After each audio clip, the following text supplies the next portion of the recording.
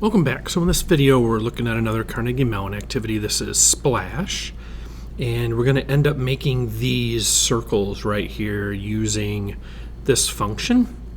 And we notice that we're calling on the function right here, and while this is a test case, we're going to be passing the number 200, 200. And we notice that in Draw Splash right here that we're calling this function name center x, center y. These are the parameters that feed into this. So I would imagine that's going to replace our x and y because we can see 200, 200 right here. And so that's kind of how we're going to do that. Now the first one that we're going to do is actually the largest one, and then we'll go from there. So you can see the radius 80, 60, 40, and 20. So we'll end up doing four of them, and we'll start with the largest. So we'll end up doing 80 and then 60 and then 40 and so on. Okay, all right, so let's go ahead and we will draw our first circle.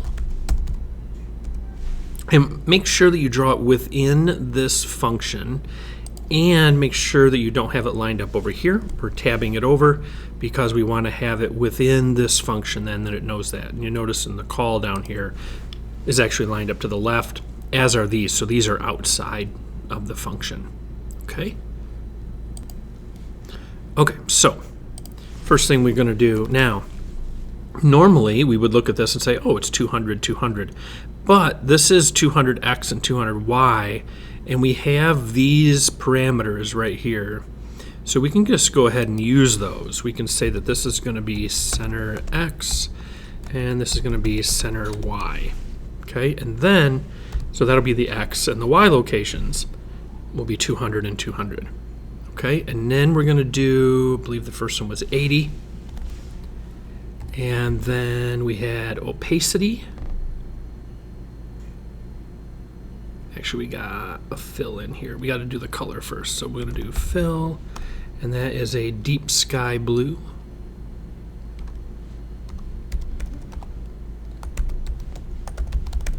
And when you type those, just make sure you do the correct capitalization, you type it correctly. And then we have opacity, which that for the first one, if we have this one that's 80, then the very first one is 30. Okay, so if we run that, it did draw that. So it took those two parameters. Okay, now we're going to do the same for each of these. So each of these circles is going to be, if you look at the solution over here, they're all 200, 200. So I'm going to actually copy this. And then this next one that we have, we'll have an opacity of 50, and we'll have a radius of 60. Now if you do that and you do the copy paste, because it makes it easier so you don't have a spelling error, just make sure that you run it, that it does create that. Okay, so we're going to go ahead. Actually, I don't need to copy the next one. Okay, so now I have another solution here where now this one is opacity 70.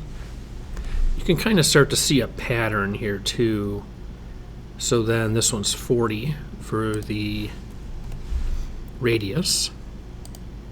And there's that one. And then we just have this last one right here. Again, looks like the radius is 20. And then the opacity for this one is 90, which just follows that same pattern here, right? 80, 60, 40, 20, 30, 50, 70, 90.